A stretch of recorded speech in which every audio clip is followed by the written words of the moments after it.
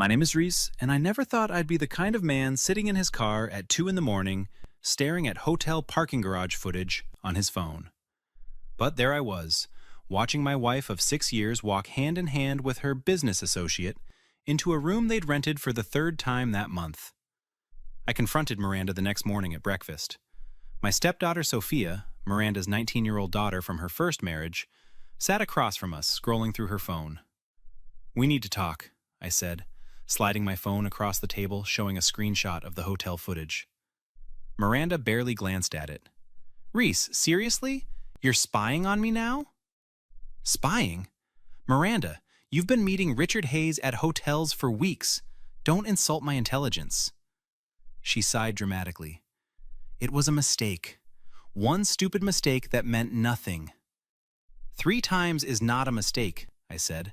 3 times is a pattern." Sophia looked up from her phone. "Mom's right, Reese. Everyone makes mistakes. Why are you being so dramatic about this?" I stared at my stepdaughter, the girl I'd helped raise since she was 13. "Sophia, this is between your mother and me." "She's my daughter," Miranda snapped. "She has every right to be part of this conversation. And honestly, if you can't forgive one little mistake, maybe you're not the man I thought you were." "A little mistake?" My voice rose. "You had an affair, Miranda." "Don't raise your voice at my mother," Sophia said coldly. "God, you're so controlling. No wonder she needed someone else to talk to." Miranda reached across and squeezed Sophia's hand. "Thank you, sweetheart. At least someone understands." She turned to me. "Richard listened to me, Reese. He made me feel valued. When's the last time you did that?" "I work 60 hours a week to support this family," I said. "I paid for Sophia's college tuition. I bought you that car you wanted. Money isn't everything," Miranda interrupted. "Maybe if you'd paid attention to your wife instead of your bank account, this wouldn't have happened." I stood up. "So you're blaming me for your cheating?" "I'm saying we both made mistakes," she said smoothly. "I'm willing to forgive you for being emotionally distant if you forgive me for 1 night of weakness." 3 nights, I corrected. Sophia rolled her eyes. "Oh my God, Reese, just let it go already. Mom said she's sorry." "She actually didn't," I pointed out. Miranda stood up, her expression hardening. "Fine. I'm sorry, Reese. There, happy? Now can we move past this and work on our marriage?" "Work on our marriage?" I asked incredulously. "You're still in contact with him, aren't you?" "We work together," she said defensively. "I can't just never speak to him again." "Yes, you can. That's exactly what you do after an affair." Miranda's eyes narrowed. "Listen carefully, Reese. If you push this, if you make a big deal out of nothing, you're going to regret it. I have friends. I have family. And Sophia will back me up on everything. Who do you think people will believe? The devoted mother who made one tiny mistake? Or the controlling husband who's probably been emotionally abusive for years?" My blood ran cold. "Are you threatening me?" "I'm telling you how things are," she said calmly. "You want a divorce? Fine. But I'll take this house, half your retirement, and I'll make sure everyone knows exactly what kind of man you really are. Is that what you want?" Sophia nodded. "I'll testify about all the times you screamed at Mom, Reese. All the times you made her cry." "I never screamed at your mother," I said quietly. "That's not how I'll remember it," Sophia replied with a cold smile. Miranda leaned in close. "So here's what's going to happen. You're going to forgive me. We're going to tell everyone we worked through a rough patch, and life goes on. Or you're going to lose everything and be labeled an abuser. Your choice." I looked between them, my wife and stepdaughter, and saw 2 strangers.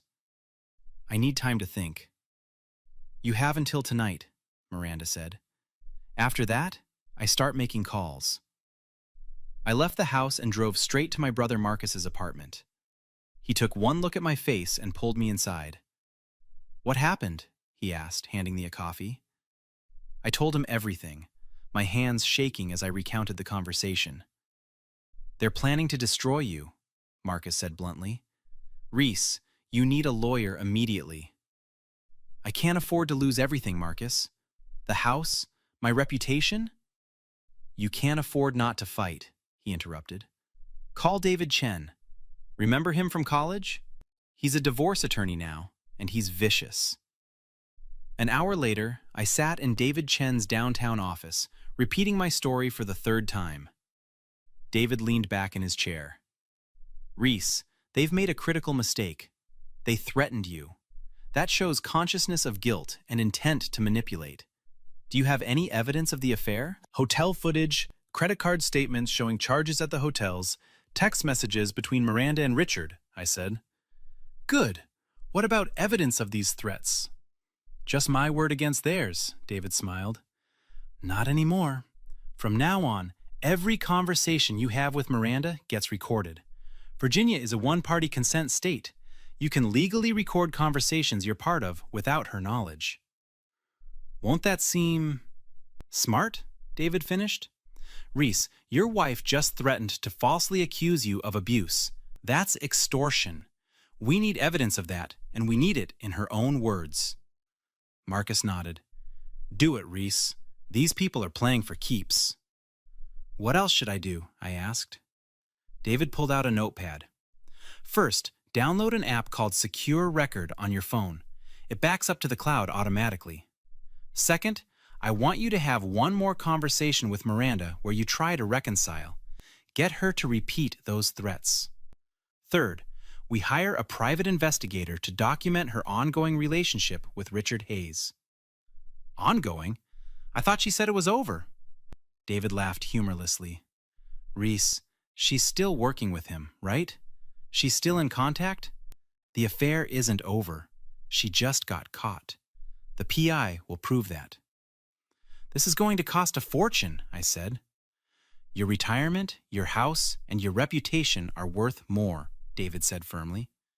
Trust me, we document everything, we build an airtight case, and then we destroy her credibility before she can destroy yours. Marcus put his hand on my shoulder. You're not alone in this, brother. Whatever you need. I spent the next 3 days gathering evidence. The private investigator, a woman named Jessica Torres, followed Miranda and confirmed she was still meeting Richard at hotels. She's gotten more careful, Jessica told me over the phone, but she's still seeing him. I've got photos, timestamps, everything you need. Meanwhile, I set up my phone to record and went home to talk to Miranda. She was in the living room with Sophia when I arrived. So, Miranda asked, have you made your decision? I want to try to work this out, I said carefully. But I need to understand. Are you still seeing Richard? She hesitated. We're colleagues, Reese. I have to see him at work. That's not what I asked. Sophia jumped in. God, Reese, you're so paranoid. Mom already told you it was a mistake. Why can't you just trust her? Because 3 weeks ago, she threatened to ruin my life if I didn't comply, I said evenly. Miranda's eyes flashed. I didn't threaten you. I told you the reality of the situation. If you file for divorce, I will fight for what I deserve. And yes, Sophia will testify about your behavior during our marriage. What behavior? I asked. Be specific. The yelling, the controlling behavior, the emotional manipulation, Sophia said smoothly. I've been keeping notes. Notes that didn't exist until 3 weeks ago? Miranda stood up. Are we doing this or not, Reese? Are you going to be reasonable, or do I need to call my attorney? I think we need counseling, I said. She laughed. Counseling? I'm not wasting money on that. Either you forgive me and we move on, or we end this and I take everything. Those are your options. And if I have evidence of the affair? I asked quietly. Evidence? Please. Everyone has affairs, Reese. The court won't care. But they will care about an abusive husband. So choose wisely. I had everything I needed. 2 weeks later, David called me into his office with Jessica Torres and Marcus. We have everything, David said, spreading photographs across his desk. Miranda's still seeing Richard Hayes. We have your recordings where Miranda threatens you. We have proof she's coaching Sophia to lie. And Richard Hayes is married. I blinked. What? Jessica nodded. Married for 12 years with 2 kids. His wife Catherine has no idea. David smiled. We're going to tell her. Then Catherine will file for divorce and Richard will have his own problems. This removes Miranda's support system. When do we move? Marcus asked. Tomorrow, David said. Reese, act normal tonight. Tomorrow morning, a process server delivers the divorce papers to Miranda at her office. Simultaneously, Catherine Hayes confronts Richard. The next morning, I waited at David's office. At 9:15, David's phone rang. Yes? He listened, then smiled. Perfect. He hung up. Miranda's been served. She's calling you now. My phone erupted. 12 missed calls from Miranda, 8 from Sophia. Don't answer yet, David instructed. Let them panic. An hour later, Miranda's attorney called David. David put it on speaker. James, what can I do for you? What the hell is this, David? Attorney James Corrigan demanded. Exclusive possession? Recordings? You're accusing my client of extortion? The recordings speak for themselves, David said calmly. Your client threatened my client with false abuse allegations if he didn't comply. That's textbook extortion. My client maintains she never threatened anyone. Then she won't mind if we play the recordings in court, David replied. James, you know exactly what position Miranda's in. She had an affair, threatened her husband, and coached her daughter to lie. Silence. Then, what do you want? Miranda gets what she came into the marriage with. Reese keeps the house, his full retirement, and she signs an agreement never to make public allegations. In exchange, we don't pursue extortion charges. That's outrageous.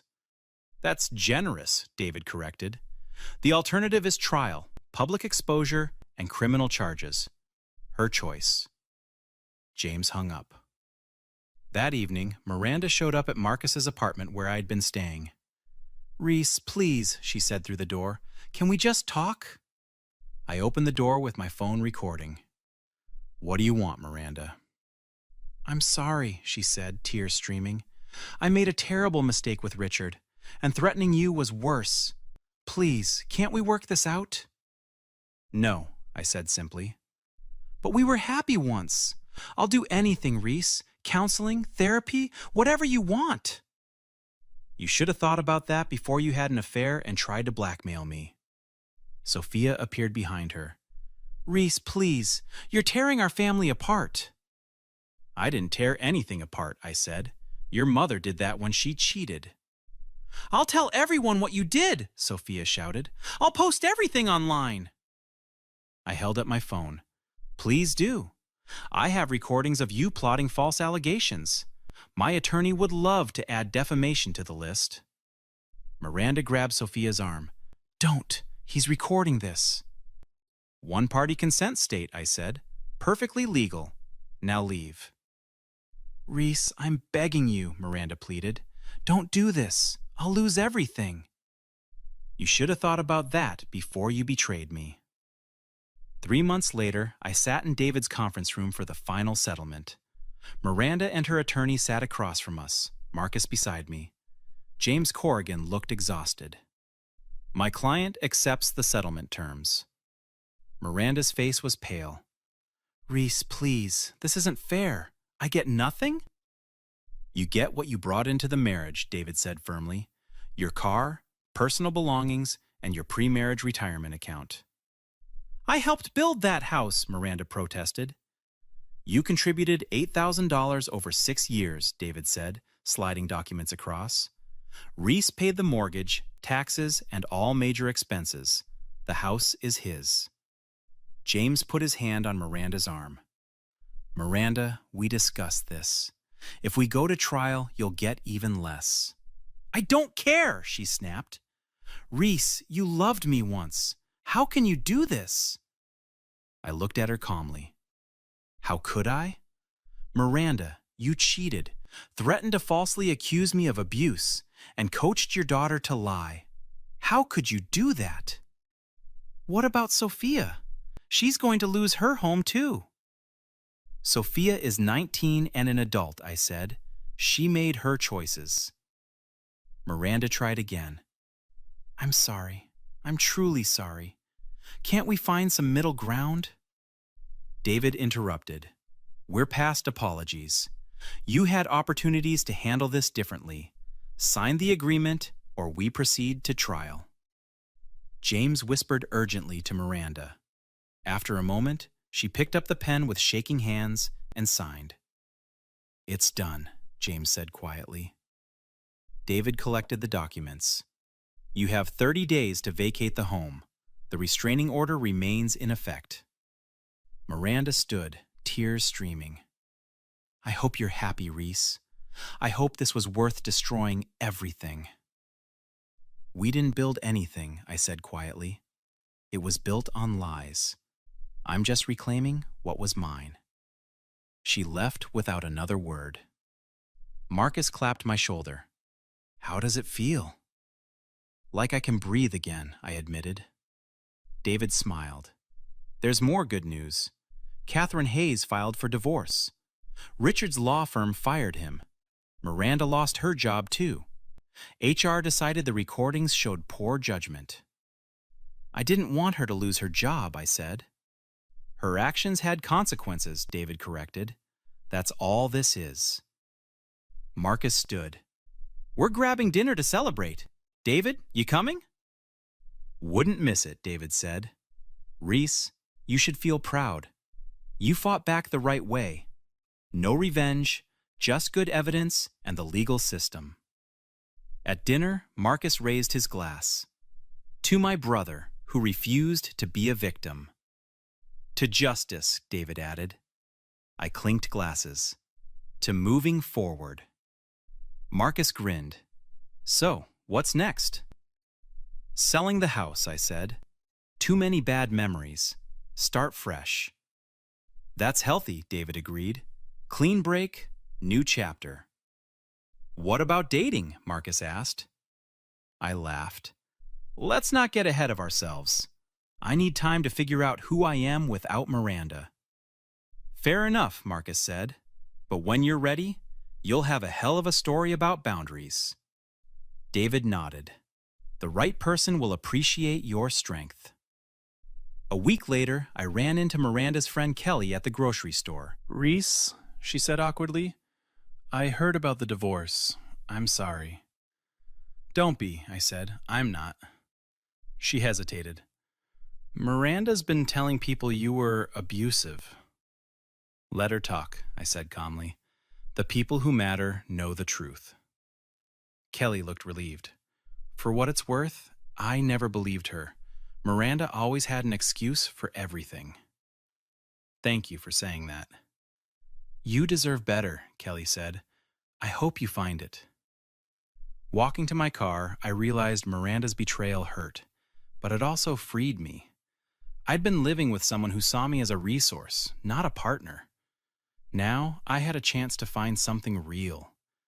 The divorce taught me that justice isn't revenge. Revenge would have been stooping to Miranda's level, lying, manipulating, destroying her out of spite.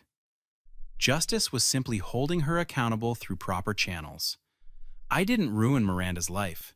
She did that herself the moment she chose infidelity over integrity.